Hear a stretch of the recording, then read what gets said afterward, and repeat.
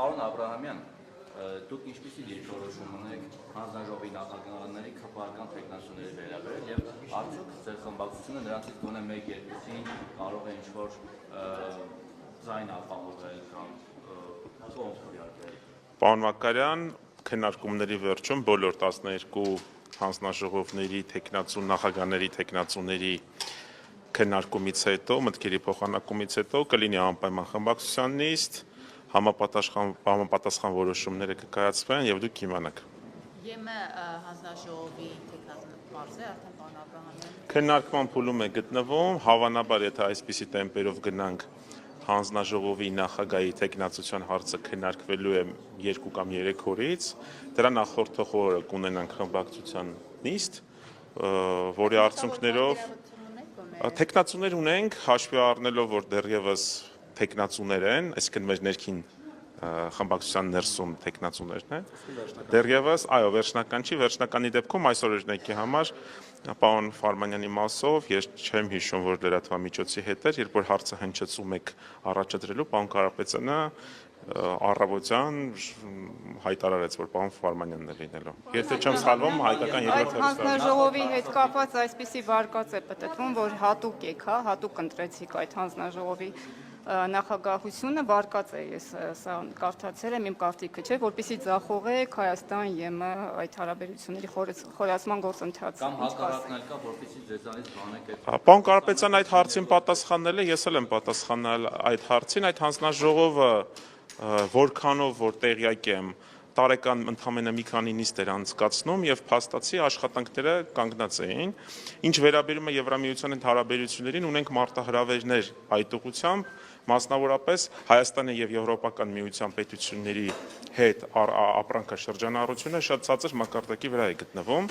եւ անկում է ապրում, նույն Ֆրանսիայի օրինակը մի քանի անգամ բերել ենք, բացի այդ, ինչպես գիտեք, օրինակի համար հայկական օդանավերը կոմերցիոն թռիչքներ իրականացնող չեն կարողանում ԵՄ թռչել 2019 թե 20 թվականներից, այսինքն բազմաթիվ խնդիրներ կան եւ այնտեղ, այո, մեծ անելիքներ կան, հաշվի առնելով այն հանգամանքը, որ Հայաստանը պետք է հավասարակշռված եւ բալանսավորված քաղաքականություն վարի բոլոր պետությունների հետ, զարգացնի իր հարաբերությունները թե ԵՄ-ի հետ,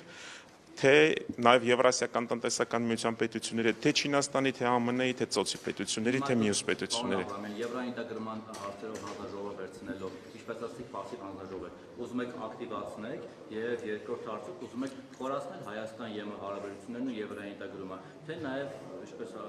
սկզբում նշեցի, նաև այսպես որոշակի շղարշ ուզում ապավել, որ ձեր այսպես պրոռուսական ուժ լինել այսպես քողարկվի դրանով։ Պարոն Մակարյան, ուժեղ Հայաստանը պրոհայկական ուժ է եւ անցած ճանապարհը մեր դրա մասին է վկայում։ Ինչ վերաբերում է ձեր կողմից հնչեցած հարցին, մենք բոլոր միջազգային հարաբերություններում առաջնորդվում ենք Հայաստանի Հանրապետության ազգային շահով։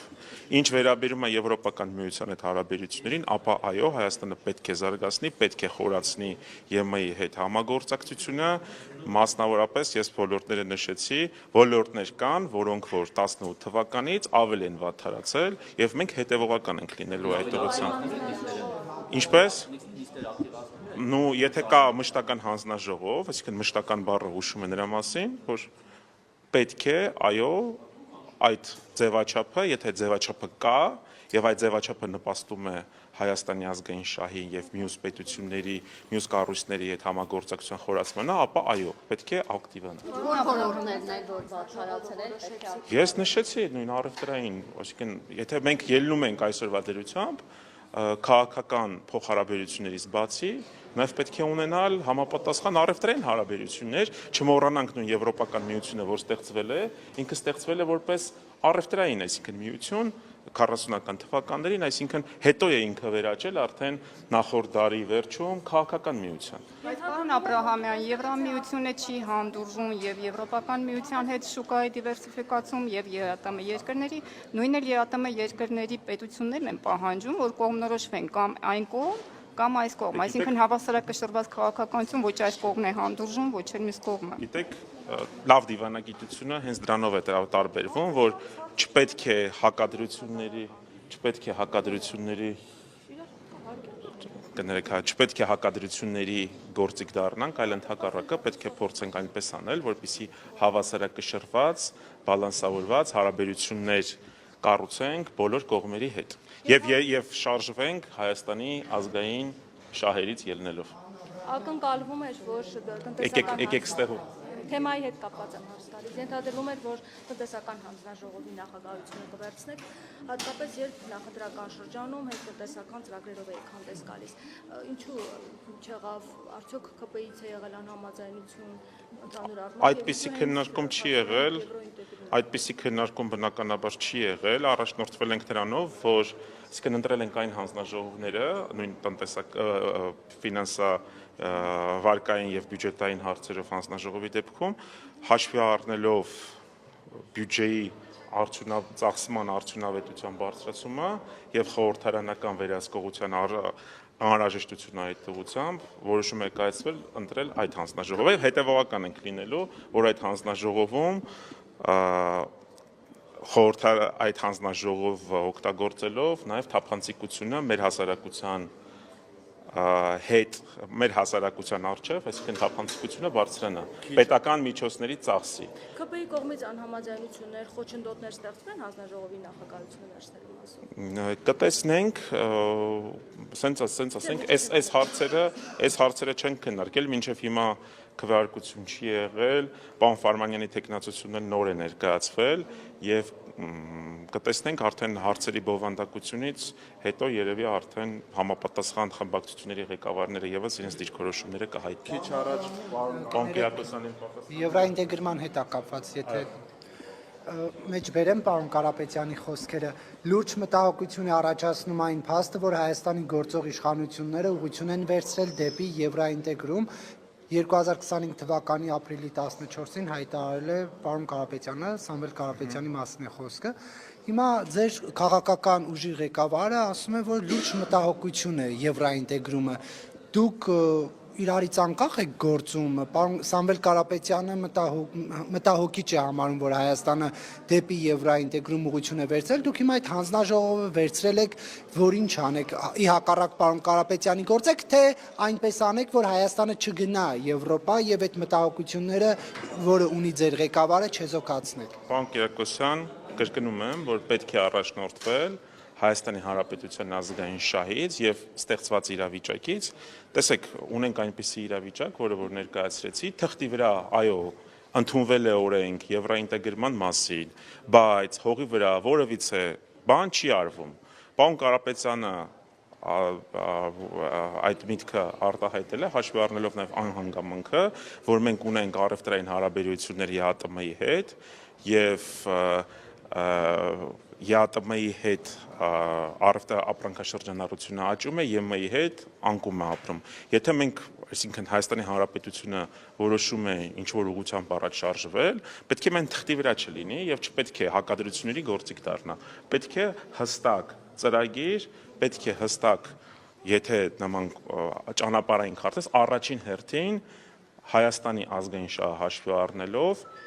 դիվերսիֆիկացնել նույն ապրանքաշրջանառությունը։ Իսկ այսօր մենք ունենք այն, որ Հայաստանի Հանրապետության ապրանքաշրջանառության թիվ 1 գործընկերը ԵԱՏՄ պետություններից մեկն է։ Իրենք են ասում դիվերսիֆիկացնենք ու դա անում են ոնց որ Պարոն Մակարյան, չի դիվերսիֆիկացվում ախր։ Խնդիրը գիտեք որն է, եթե տանենք Էյֆելյան աշտարակի մոտ հայկական ծիրանը նկարենք, չի նշանակի, որ հայկական ծիրանը հասել է Ֆրանսիա։ Այսինքն կամ եթե տանենք հայկական լոլիկը միտեղ նկարենք, չի նշանակի, որ հայկական լոլիկը արդեն վсё մտել է Եվրոպա։ Դա հետևողական աշխատանք է, շուկաների փնտրտուք, կոնկրետ տարիներ շարունակ կոնկրետ շուկա էր ձևավորվել, հայ ֆերմերը, հայ գյուղացին, տարիներ, տասնամյակներ շարունակ աշխատելով, այսինքն այո, հիմա եթե մենք որոշում ենք, այսինքն եթե Հայաստանի Հանրապետությունը որոշում է, որ պետք է շարժվել կոնկրետ այս ուղղությամբ, ապա պետք է նաև համապատասխան քայլեր գետնի վրա եւս արվեն։ Ես կրկնում եմ, մեր հայկական առևտրային թռիչքներ, կոմերցիոն հիմունքներով թռիչքներ իրականացնող օդանավերը չեն կարող Եվրոպական միություն թռիչքներ կատարեն, բացի թիվ 1 օդանավից, որը որ կոմերցիոն չի, բնականաբար պատվիրակություններին է սպասարկում։ Այսօր ստացվում որ դիվերսիֆիկացիան է շփանցումը անում ի հաշիվ Ռուսաստանի։ կարողանալ բալանսավորել, որ դա ի հաշիվ Ռուսաստանի չի ինստիտուցիա։ Եթե դեմ չեք իհարկե Ռուսաստանի հետ։ Ի հաշիվ Ռուսաստանի կներեք, բայց որ ասում եք դիվերսիֆիկացիա, ես հիմա դիվերսիֆիկացիա չեմ տեսնում առևտրային հարաբերությունների, այսինքն մեզ մոտ, եթե գնաք նույն խանութներ, կտեսնեք, որ սուպերմարկետներում, ինչպես իմ գյուղատնտես ընկերներն են ասում, ինքնարժեքից ցածր գնով ծաղիկներ են վաճառում։ Կտեսնեք, որ մենք արտահանման խնդիրներ ունենք եւ իրականում նոր շուկա դուրս գալը ինքը այնպես չի, որ այսօր զարթնեցիր եւ всё կարող ես այս բեռնատարը ուղղես դեպի այլ պետություն։ Ախր պետք է ստանդարտներին համապատասխանել մյուս պետություն։ Աշխատանք է դա, սերտիֆիկացիա, լաբորատորիաներ եւ նաեւ պետք է տվյալ ապրանքի, եթե կոնկրետ խոսում ենք Եվրոպական միության մասին, կոնկրետ, այսինքն այդ ամբողջ հետագիծը, այսինքն եւ մատակարարման կայունությունը ապահովես։ Ժողովը, բայց արդեն ընդդիմության հարաբերությունները իշխանության հետ հարաբերվելը, մեղմ ասած լավ չէ, այսպես դմդմպցնել սեղաններին, մյուս կողմը ծափ տալ, այս իրավիճակն են մարդիկ տեսնում ու արդեն մտահոգություններ են հնչում, որ շատ շուտով ազգային ժողովում նորից կշարունակվեն ծեծկրտուկները հայտնի, նախորդ գումարման խորհրդարանում գիտեք քացիներով եղել է, իրար շորեր պատռել եղել է, բոքս եղել է։ Հիմա հարց ձեր խմբակցությունում մարտարվեստի տիրապետողներ կան, լավ քացի տվողներ, բռնցքամարտիկներ, դուք պատրաստ եք այդ տեսարանների համար։ Մինչև ազգային ժողով գալը նշել ենք նախ, որ ամեն ինչի պատրաստ ենք։ Մենք բոլոր դեպքերում, ինչպես որ առաջին նիստին խոսվեց, պատրաստ ենք աշխատել բարեկրթության եւ հարաբերվել իշխանության հետ բարեկրթության մթնոլորտում, ինչ վերաբերում է ձեր կողմից հնչեցված այլ հարցերին, ակնկալում ենք մասնագիտական քննարկումներ, որոնք որ կնպաստեն Հայաստանում մի շարք ոլորտների փոփոխություններ բերելուն։ Այդքանը։ Իրենք օրինակ որոշակի սադրիչ քայլեր են գնում, օրինակ եւ ինչ եմ ասում սադրիչ, որտեղ զգացվում է, որ երբ կաթողիկոսին Ավազանի անունով են դիմում, դա կոնցեպտուալ սադրանքից անգամ սկսում եք։ Մենք ցույց ենք տվել, ինչպես պարոն Ղազարյանը իր երեկվա ելույթում ասեց, այն կարմիր գծերը, որոնք որ պետք չէ խախտել, գիտենք նաև իրենց կարմիր գծերի մասին։ Եվ բնականաբար պարոն Ղազարյանի ելույթները, եթե ուշադիր լսեք, կտեսնեք, որ այն չափազանց կոռեկտ է, ազգային ժողովում ունեցած ելույթները չափազանց կոռեկտ են եւ այսքանը, այսինքն ստատեղ սադրելու բան, որովից է սադրանքներ չեն հնչել, եթե ձեր կամ ինչ որ մեկը գտնում է, որ հնչել է, կարող ենք միասին լսել։ Բացի այդ, մենք ստեղծել ենք ազգային ժողովը ստեղծել է էթիկայի հանձնաժողով եւ այդ հանձնաժողովի գործունեությունն էլ նաեւ ակնկալում է, որ որոշակի դեպքերում, եթե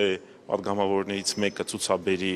էթիկապես ոչ կոռեկտ վարքագիծ, ապա այդ հարցը կքննարկվի տվյալ հանձնաժողովում։ Ինչու է ԵԿՊ-ն ուզում կառուցողական դաշտ բերել ընդդիմությանը, որովհետև մինչև խորհրդանի ձևավորվելը Ռուբինյանն ասում էր կգաք, ձեզ կդաստիարակենք, հետո փոխեցի միանգամից դիրքորոշում, ասացին զրոյական կետից եկեք սկսենք մեր հարաբերությունները։ Ինչով է պայմանավորված, ինչ կա մտքներին, այսպես ասած։ Դե լավ կլինի այդ հարցը իրենց ուղեք, մենք այստեղ եկել ենք ժողովրդի խնդիրները լուծելու, բարձրաձայնելու համար, որպեսզի որոշ ոլորտներում վերջապես լինի փոփոխություն, ինչպես պարոն Կարապետյանը նշեց։ Ինչպես իրենց կողմից հնչել է բարեկրթությամբ աշխատելու, այսպես ասած, պատրաստակամություն, մենք եւս պատրաստակամ ենք աշխատանքները շարունակել բարեկրթության մթնոլորտում, բայց դա չի նշանակում ավել բան, ինչպես բազմիցս նշել ենք։ Պարոն Աբրահամյան, ճիշտ ենք հասկանում, որ դուք հակված եք կառուցողական ընդդիմություն աշխատել, որտեղ սրա հետ կապված նույնպես կա քննադատություն ձեր աջակիցների կողմից, որոնք ձեզ ասում են 340,000 ձայն, մենք ձեզ տվել ենք, որ գնաք կոշտ լինեք, բիրտ լինեք ավելի, Փաշինյանին հեռացնեք, քարին չթողնեք, ոչ թե կոպիտ ասած ԿՊ-ի մոտ ընդդիմություն աշխատեք։ Այդ ձևակերպումը շատ սխալ ձևակերպում է, այսինքն դա այսպես ասած ոչ կոռեկտ ձևակերպում է, չեմ անդրադառնա դրան, ինչ վերաբերում է մնացածին, կառուցողականին, մենք մեր կուսակցության հիմնադրումից ի վեր